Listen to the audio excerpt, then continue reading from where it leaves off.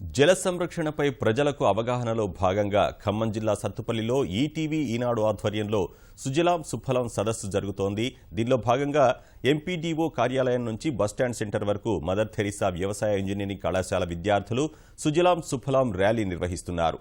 Bus stand కూడల్లో విద్యార్థుల మానవహారం నిర్వహిస్తున్నారు. ప్రత్యక్ష ప్రసారం ద్వారా చూద్దాం.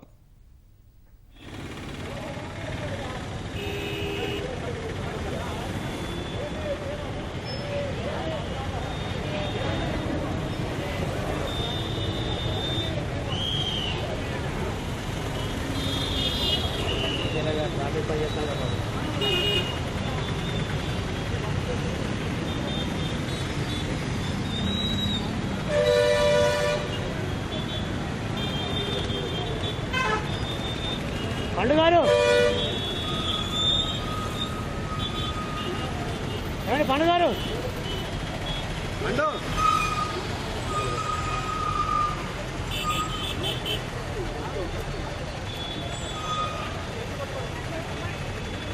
మన ఈటీవీ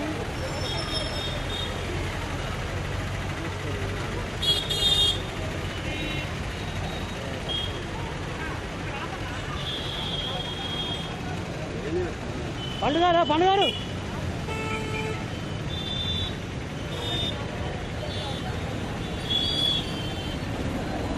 పండుగారు పండు బ్యానర్ బ్యానర్ అటు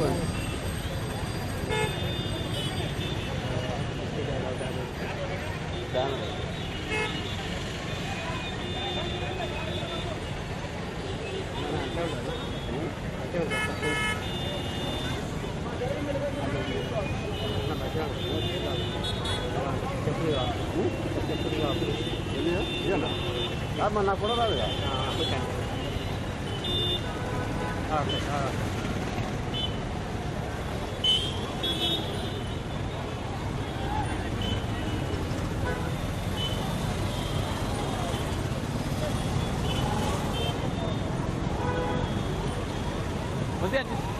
ఇంకా ముందు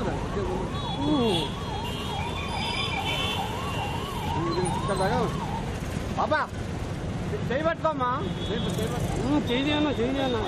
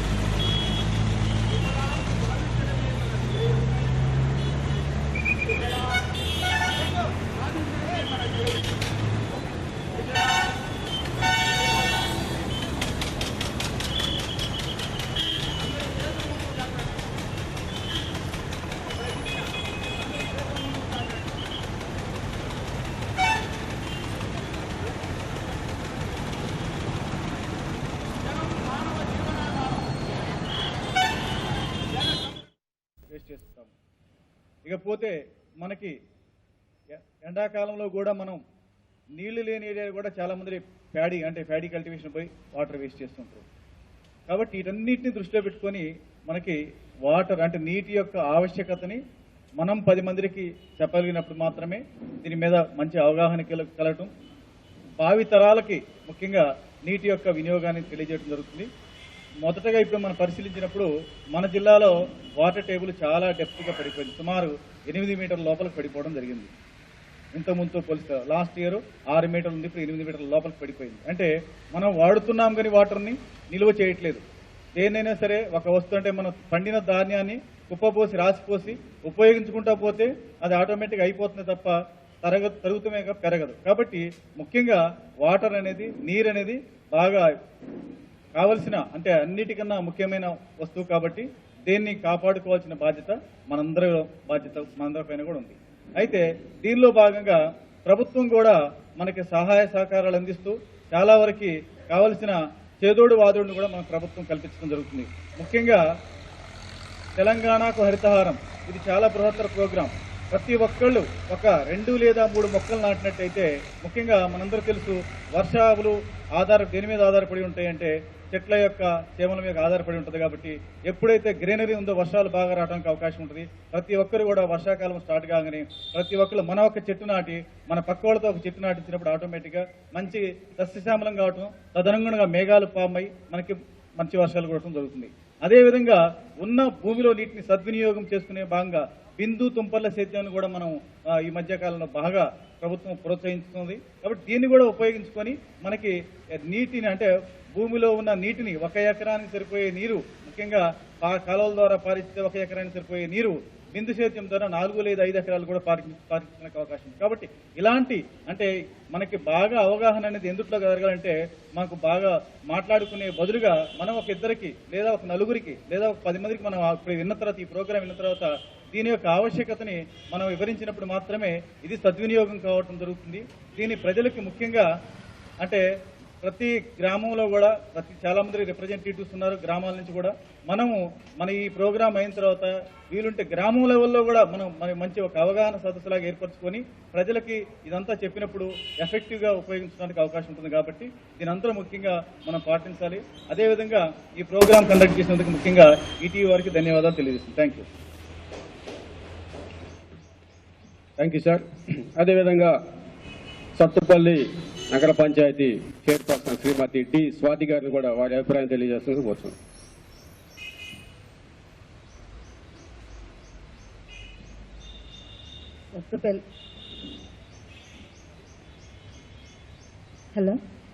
సత్తుపల్లి ప్రజానీకానికి, సత్తుపల్లి పట్టణ ప్రజల నియోజకవర్గానికి ముందుగా అందరికీ ఉగాది శుభాకాంక్షలు తెలియజేస్తున్నాను.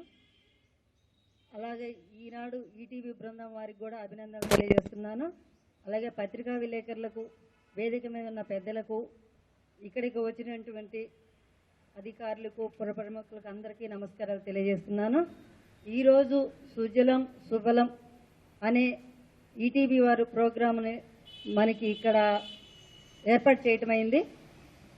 ఏంటంటే వాటర్, దాని గురించి నీటి సమస్యలు ఎలా ఉన్నాయి, పొదుపు ఎలా చేయాలి అనేది తెలియజేస్తున్నారు. దాని గురించి ఈ సభ ఏర్పాటు చేయటమైంది. ఎందుకంటే పొదుపు అంటే మనం ఇంటి దగ్గర ట్యాప్ కలెక్షను, చాలామంది కూడా ట్యాప్ వదిలేసి వెళ్ళిపోతుంటారు వాటర్ వస్తుంటే, అది చూసి కూడా చూడనట్టుగా ఇదవుతుంటారు. అలా కాకుండా చూసిన వాళ్ళైనా ట్యాప్ బంద్ చేస్తే మనకి నీళ్లు కూడా వినియోగించుకోవడం అయితే మంచిగా సేవ్ చేయటం కూడా ఉంటుంది. మరి పల్లెటూరు వాళ్ళు పనికి వెళ్తుంటారు, చాలామంది బజార్లకు వెళ్తుంటా ఉంటాను, నేను వార్డులలో తిరుగుతుంటా. ఎందుకంటే వాళ్ళు పనికి వెళ్ళేటప్పుడు మనం నీళ్లు వదిలినప్పుడు వాళ్ళు ట్యాపు తొట్లో వేసి వెళ్ళిపోతారు. ఆ పైపు నిండిపోయి డ్రైనేజీలు పాలు ఇదవుతుంటాయి నీళ్లు. ఆ నీళ్లు కూడా పక్కన వాళ్ళు చూసైనా బంద్ చేయరు, ఎందుకంటే వాళ్ళ ఇంట్లోకి వెళ్తే ఏమంటారో అని భయంతో వెళ్ళరన్నమాట చాలామంది. అలా కాకుండా చూసి కొంచెం ట్యాప్ బంద్ చేయగలిగితే మనం నీళ్లు చాలా వరకు పొదుపు చేసిన వాళ్ళం అవుతాం. మనకి ఏ పని చేసినా ముందు లెగటంతోనే నీళ్లు కావాలి.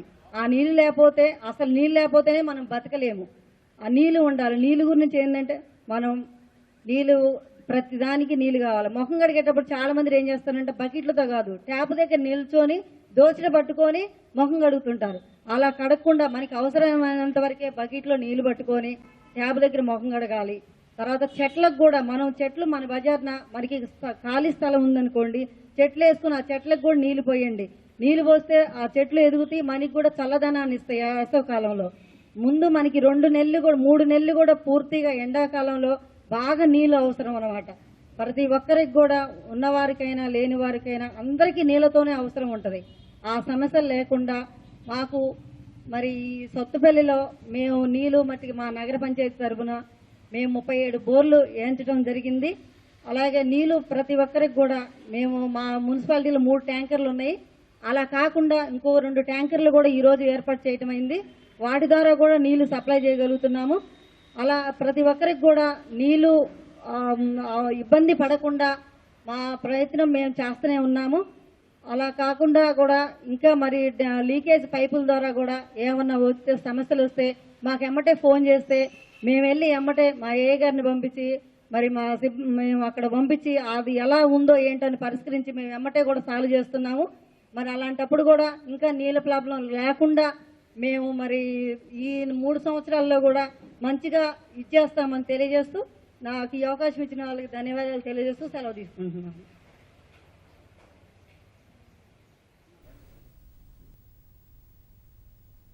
ముఖ్యంగా నీటిని ఆదా చేయడం అంటే 1 ఎకరానికి సరిపోయేటువంటి నీటితోని 3 ఎకరాలు పంటలు పండించడం.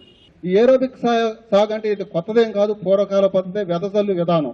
దీంట్లో నీరు అవసరం లేదు, చాలా తక్కువ తేమ ఉంటే చాలు. చెక్ డ్యాములలో పూటిక తీసేటప్పుడు పై మట్టిని, ఒండ్రు మట్టిని మాత్రమే తొలగించాలి. భూమిలో ఉన్నటువంటి ఇసుకను కనుక లోపల ఉన్నటువంటి ఇసుకను కనుక తీసేసినట్లయితే మనకి నీరు ఇంకదు. ఎప్పుడైతే గ్రీనరీ ఉందో వర్షాలు బాగా రావడానికి అవకాశం ఉంటుంది. ప్రతి ఒక్కరు కూడా వర్షాకాలం స్టార్ట్ కాగానే ప్రతి ఒక్కరు మన ఒక చెట్టు నాటి మన పక్క వాళ్ళతో ఒక చెట్టు నాటించినప్పుడు ఆటోమేటిక్గా మంచి సస్యశ్యామలం కావటం, తదనుగుణంగా మేఘాలు ఫామ్ అయ్యి మనకి మంచి వర్షాలు కురవడం జరుగుతుంది. బిందు తుంపర్ల సేద్యాన్ని కూడా మనం ఈ మధ్యకాలంలో బాగా ప్రభుత్వం ప్రోత్సహిస్తుంది. చెరువు బాగు చేయటం అని కాకుండా భూగర్భ జలాలని అక్కడ పెంచుతున్నారు. పెద్ద ఇంకుడు గుంత, చెరువు అంటే నథింగ్ బట్ ఆ గ్రామానికి పెద్ద ఇంకుడు గుంత కడుతున్నారు. అక్కడ ఆ గ్రామానికి సంబంధించిన నీటిని ఆ గ్రామంలోనే ఒడిసిపట్టి ఆ గ్రామంలో భూగర్భ జలాలను పెంచే ఒక పెద్ద ఇంకుడు గుంత. కాబట్టి ఒక చక్కని మిషన్ కాకతీయ అనే మంచి కార్యక్రమం. ఎక్కడ నీళ్లు ఉన్నాయో అక్కడ మొక్కలు పెరుగుతాయి. ఈ రెండు కోరిలేటెడ్. వీటన్నింటినీ కూడా దృష్టిలో పెట్టుకొని మన పూర్వీకులు మన తెలియకోకుండా వారు భూగర్భ జలాలు పెంచేవాళ్ళు. ఏ రకంగా అంటే ఒక నారింజ చెట్టు వేసో, ఒక బత్తాయి చెట్టు వేసో, ఒక కొబ్బరి మొక్క వేసో, ఇంటి చుట్టూ మొక్కలు వేసుకొని వాళ్ళు పోసుకున్న నీళ్లు కూడా బయటికి పోకుండా అసలు డ్రైన్లో నీళ్లు పోయే పరిస్థితి ఏది ఉండేది కాదు. మన పిల్లల భవిష్యత్తు కూడా దీంతో ఇమిడి ఉంది. కాబట్టి ఇక మన పిల్లలకైనా సరే ప్రతి ఇంటికి 2 మొక్కలు నాటండి, ఒక ఇంకుడు కూడా కొట్టండి అని చెప్పి నినాదంతో మనం ముందుకు వచ్చే మాట అవుతే మనం ఈ నీటి సమస్యను కొంతవరకు పరిష్కరించగలిగిన వాళ్ళు అవుతాం. మనకున్న వ్యవసాయ భూమిలోనే ఒక 2 ఎకరాలు కావచ్చు, 3 ఎకరాలు కావచ్చు, 5 ఎకరాలు కావచ్చు, ఆ వ్యవసాయ భూమిలోనే ఎక్కడైతే మన భూమిలో పల్లపు ప్రాంతాలు ఉంటుందో ఆ పల్లపు ప్రాంతాల్లో ఒక నీటి గుంటని తవ్వుకున్నట్టయితే ఇటువంటి వర్షాభావ పరిస్థితులు వచ్చినప్పుడు మన దిగుబడి పైన ప్రభావం పడకుండా మనం కాపాడుకోవచ్చు.